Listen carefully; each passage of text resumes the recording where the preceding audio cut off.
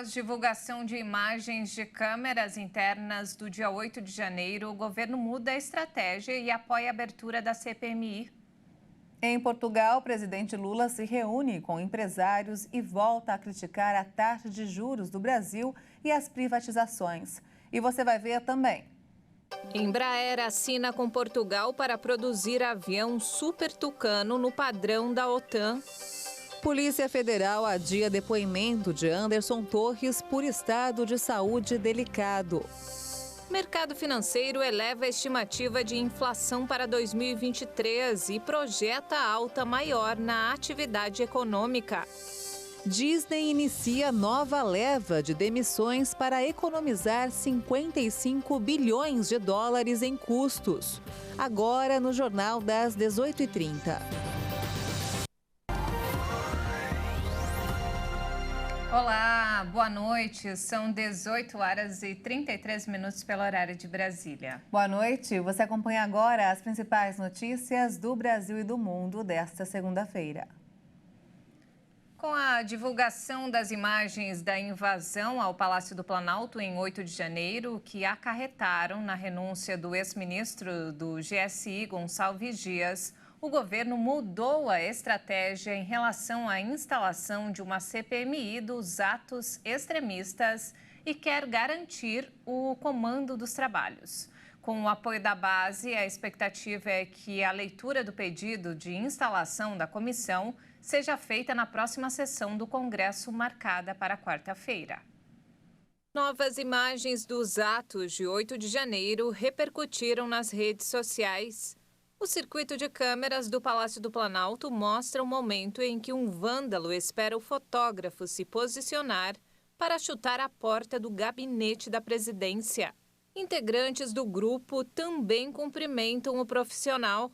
As imagens, que incluem as gravações mostrando o general Gonçalves Dias andando entre os invasores do Palácio do Planalto, deu mais sustentação à CPMI, que ganhou novas assinaturas.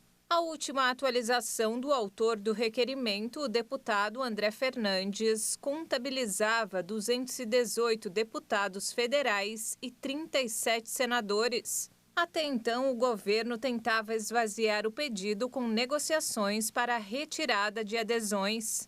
Com a reviravolta, os esforços do executivo foram direcionados a puxar o comando da comissão para aliados. O governo Lula negou pelo menos 8 pedidos de acesso às imagens do circuito interno do Palácio do Planalto no dia 8 de janeiro, quando o prédio foi invadido e depredado por extremistas.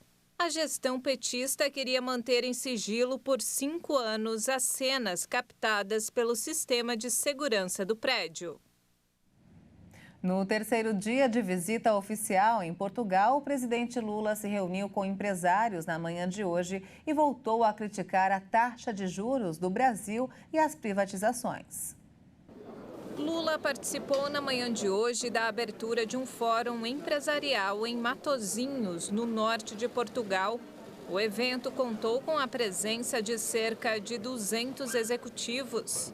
No pronunciamento, Lula incentivou os investimentos em energias renováveis e disse que não quer vender empresas públicas, além de criticar as privatizações. O petista reforçou que o Brasil está de volta ao cenário internacional. Então, a minha volta, e quando a gente fala o Brasil voltou, é porque nós queremos efetivamente fazer com que o Brasil volte a ter a importância que ele sempre teve. E para ter importância, o presidente do Brasil precisa viajar.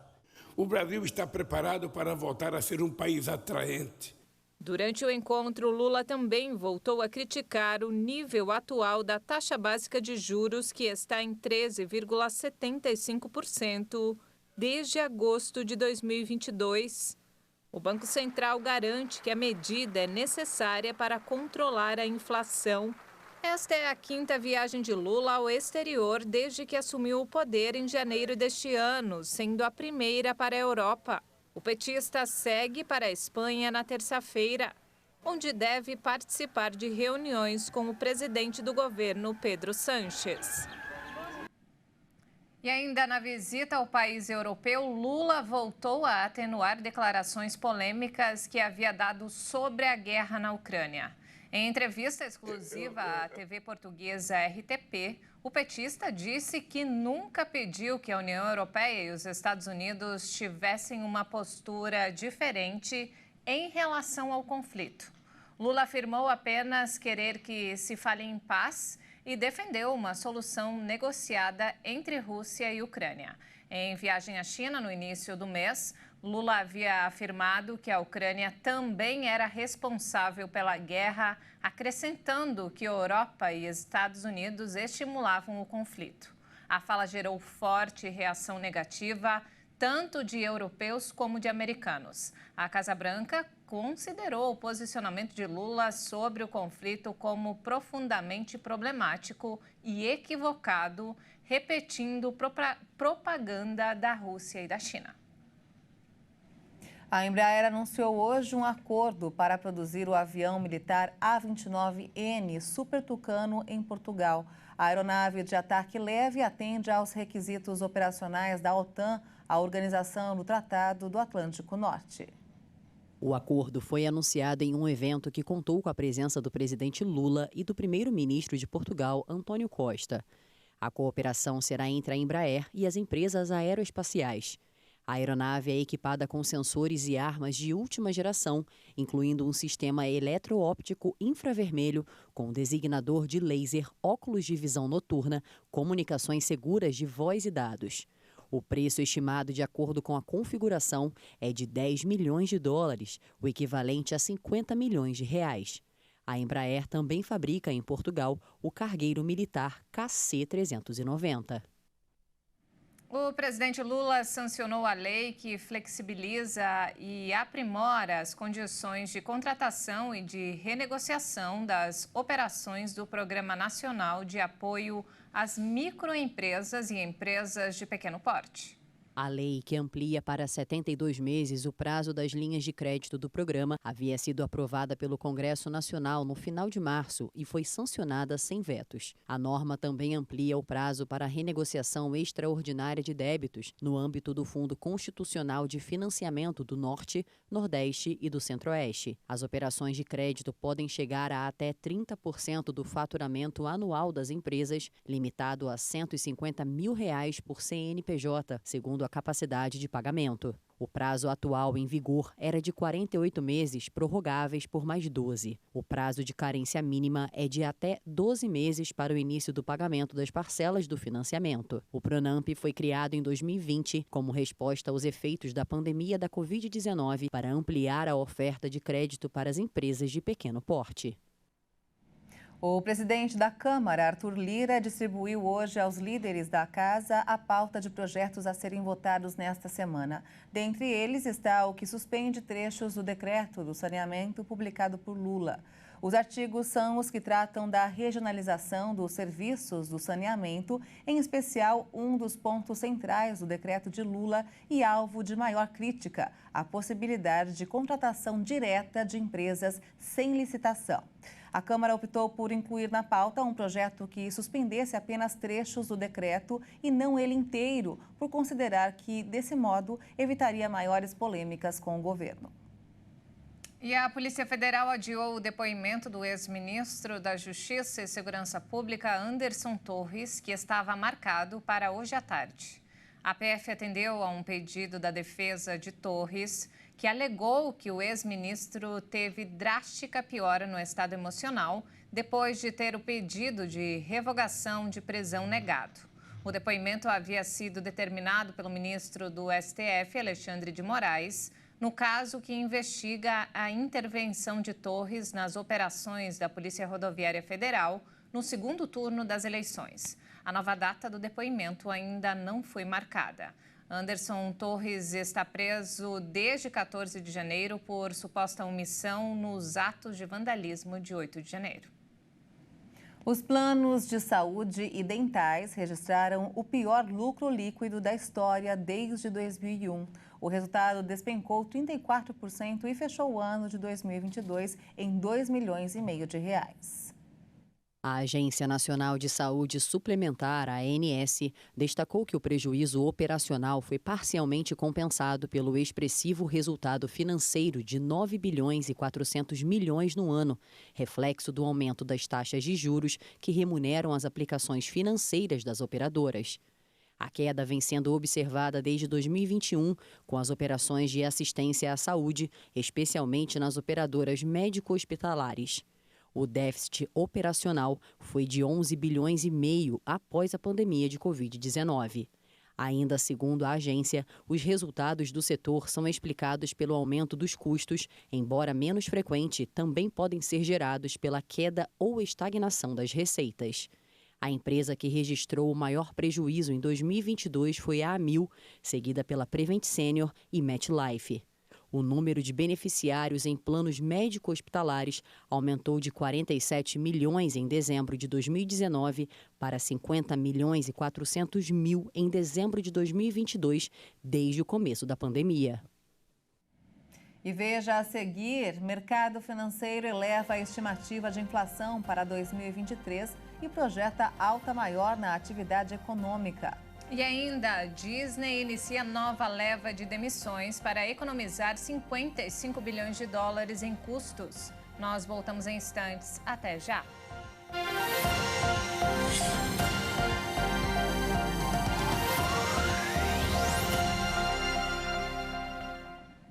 E nós estamos de volta, 18 horas e 45 minutos pelo horário de Brasília. E vamos agora direto ao Rio de Janeiro com informações desta segunda-feira com o repórter Anderson Nascimento. Boa noite, Anderson. Boa noite, Maria Alice e Juliana. Uma mulher que agrediu o entregador também é acusada de bater na própria mãe. A Polícia Civil indiciou Sandra Matias por lesão corporal e maus tratos contra a idosa. Segundo o inquérito da Delegacia do Leblon, na Zona Sul, o irmão de Sandra, Mário Matias, contou em depoimento que ela deu uma surra na mãe com socos e pontapés e tentou amarrá-la com um lençol, machucando bastante a idosa. Mário ainda disse que Sandra está com os cartões do banco em que a mãe tem conta e que a ex-atleta determinou, sem procuração, que o gerente do banco não deixasse a mãe usar a conta bancária. Também em depoimento, a mãe de Sandra contou que, além das agressões, a filha tentou interná-la em uma clínica psiquiátrica. Sandra também é investigada por injúria e lesão corporal depois de agredir entregadores de aplicativo que trabalham ao lado do prédio onde mora. A polícia apreende arsenal de armas na casa de advogado em Copacabana. No apartamento, os agentes encontraram uma espingarda, uma pistola de ar comprimido, munições de chumbinho, machadinhas, facões e tacos. A investigação apontou que Bruno Soares, de 46 anos, utilizava desses armamentos para ameaçar vizinhos e funcionários do prédio em que mora na zona sul da cidade. Segundo relatos dos moradores, Bruno tentou matar o vigia do prédio e suspeitavam que o homem fabricava explosivos dentro de casa. Na residência do advogado, os agentes também encontraram um notebook e 2 celulares que foram apreendidos e serão analisados. E olha, começou a valer no estado a lei que obriga supermercados a recolherem e darem um destino correto a resíduos como óleo de cozinha. O objetivo principal é diminuir os efeitos no meio ambiente do descarte inadequado das pias. Segundo pesquisas, 1 litro de óleo usado pode contaminar 1 milhão de litros de água, quantidade que uma pessoa consome em 14 anos. Os estabelecimentos deverão ter pontos de coleta e enviar a cooperativas que reciclam o material e transformam em sabão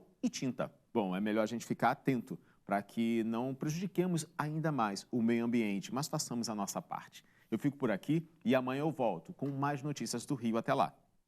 Obrigada, Anderson, pelas informações e até amanhã. Obrigada, Anderson. Ótimo início de semana para você. E na semana que vem começa a vigorar um novo salário mínimo no país. A nossa repórter Maria Clara Leite traz mais informações. O mínimo passará de R$ 1.302 para R$ 1.320, aumento de R$ 18 ou 1,38% para assalariados, aposentados e pensionistas do INSS, entre outros. Só que esse reajuste terá reflexos não só na remuneração, mas também em benefícios como seguro-desemprego, abono salarial PIS/PASEP e o BCP, que é o benefício da prestação continuada destinado a pessoas idosas ou com alguma deficiência que não recebam nenhum outro benefício do INSS e que não têm meios de se sustentar sozinhas nem de ser sustentadas pela família. Segundo estimativas do DIEESE, que é o Departamento Intersindical de Estatística e Estudos Socioeconômicos, o salário mínimo é a base de remuneração de 60 milhões e 300 mil trabalhadores e beneficiários do INSS. Portanto, essa é a quantidade de brasileiros que terá agora esse novo reajuste. A gente lembra que o piso já havia sido reajustado esse ano.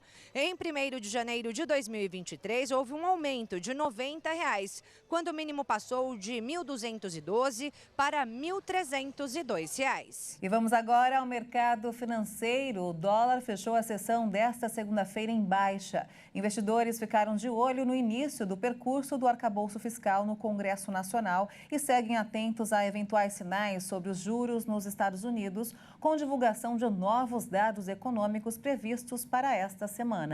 A moeda norte-americana recuou 0,35% e encerrou o dia cotada a R$ 5,04 na venda.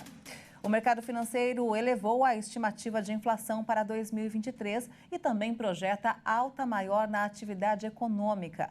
Os números foram divulgados hoje pelo Banco Central. Os economistas do mercado financeiro elevaram a estimativa da inflação deste ano de 6,01% para 6,04%. Para este ano, a meta central de inflação foi fixada em 3,25% pelo Conselho Monetário Nacional e vai ser considerada formalmente cumprida se oscilar entre 1,75% e 4,75%. Se confirmado, esse será o terceiro ano seguido de estouro da meta de inflação. Em 2022, a inflação somou 5,79%. E quanto maior a inflação, menor é o poder de compra das pessoas, já que os preços dos produtos aumentam sem que o salário acompanhe esse crescimento. Para o crescimento do Produto Interno Bruto de 2023, a expectativa do mercado financeiro subiu de 0,90% para 0,96% na última semana. E em mais destaques internacionais, o grupo Walt Disney vai iniciar uma segunda onda de demissões a partir de hoje, envolvendo milhares de empregos. A medida faz parte dos esforços para economizar 5,5 bilhões em custos empregatícios. A última rodada de cortes da gigante acontece até a quinta-feira. No entanto, as demissões não devem afetar os trabalhadores da linha de frente empregados nos parques e resorts. A Disney anunciou o seu plano de demissão em fevereiro, juntamente com uma reorganização que devolveu a tomada de decisões aos executivos com o objetivo de criar uma abordagem mais simplificada para os negócios. A indústria do entretenimento recuou desde o início da adoção do streaming de vídeo, quando empresas de mídia perderam bilhões ao lançar concorrentes para a Netflix no início de 2022.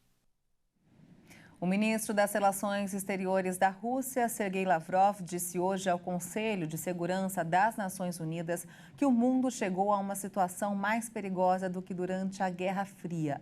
Lavrov liderou uma reunião sobre multilateralismo e a Carta Fundadora da ONU, porque a Rússia detém a presidência rotativa mensal do órgão de 15 membros em abril. E o Ministério das Relações Exteriores, o Itamaraty, informou que 16 brasileiros, entre eles jogadores de futebol, estavam em Khartoum quando o conflito armado teve início no Sudão. Segundo o Itamaraty, 15 dos brasileiros deixaram a capital sudanesa em diferentes operações de evacuação. De acordo com a pasta, 3 crianças estavam entre os brasileiros que deixaram a capital com o pai em comboio da Organização das Nações Unidas e outros 10 brasileiros foram por terra em direção ao norte. O Sudão entrou em conflito direto entre o líder militar do Sudão e o comandante das Forças de Apoio Rápido Paramilitares. Os comandantes das forças rivais concordaram com um cessar-fogo de 24 horas após ligações do secretário de Estado dos Estados Unidos, Antony Blinken, para cada lado.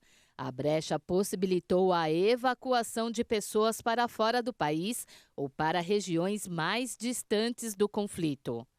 O Itamaraty afirma que estabeleceu-se como prioritária a entrada dos brasileiros que se encontravam na capital Khartoum, onde houve grande parte dos conflitos nos últimos dias. E vamos falar agora de futebol, o Campeonato Brasileiro. E Leonardo Félix analisa o desempenho dos times. Boa noite, Léo. Boa noite, Maria Alice e Juliana. Boa noite a todos que nos assistem aqui no Jornal das 6h30. E a segunda rodada do Brasileirão serviu para mostrar a força do melhor futebol praticado nos gramados brasileiros atualmente. Essa equipe é do Fluminense, que sob o comando do técnico Fernando Diniz e com reforços pontuais nessa temporada, vence e convence em todas as competições de 2023. Bicampeão carioca com autoridade em cima do Flamengo, absoluto em seu grupo na Libertadores com 2 vitórias em 2 jogos e atual líder do Campeonato Brasileiro, também com 100% de aproveitamento. No sábado, o tricolor carioca enfrentou um dos mais regulares times do país nos últimos anos, o Atlético Paranaense, e venceu por 2-0 no Maracanã. O Flu se impôs no primeiro tempo com grande atuação e fechou o placar na segunda etapa. O tricolor vai se consolidando como favorito em todos os torneios. Vamos aguardar, hein? E tem muita coisa para rolar nessa temporada. Eu destaco também a vitória do Internacional sobre o Flamengo em Porto Alegre. Foi de virada por 2-1 com um golaço do Maurício nos acréscimos. Mesmo assim, o rubro-negro mostrou evolução dirigido pelo argentino Jorge Sampaoli. O Gerson, jogo mais adiantado, fez um belíssimo gol, mas que não impediu a derrota. Em Goiânia, o Corinthians saiu na frente do Goiás, mas foi muito desorganizado em campo e acabou sofrendo a virada também. O Timão perdeu por 3-1 na estreia do técnico Cuca. No Rio de Janeiro, um jogão de 4 gols entre Vasco e Palmeiras, com quase 70 mil pessoas no Maracanã. O Vasco surpreendeu e fez 2-0, mas caiu muito de rendimento no segundo tempo e permitiu a reação do Verdão e o empate. Na estreia do Dorival Júnior, o São Paulo venceu o América Mineiro por 3-0 no Morumbi, mas ainda mostrou que precisa evoluir muito, hein? Fica de olho no tricolor. E fechando a participação paulista na rodada, o Santos não saiu do 0-0 contra o Atlético Mineiro na Vila Belmiro. Bem, é isso aí. Maria Alice e Juliana, eu fico por aqui e volto na quarta-feira com mais informações do esporte. Boa noite a todos e até lá. Boa noite, Léo. Obrigada pelas informações. Obrigada, Léo, e até quarta-feira. E o Jornal das 18h30 fica por aqui. Você acompanha outras informações durante a nossa programação. Uma ótima noite para você. Obrigada pela companhia e ótima noite para você. Até mais.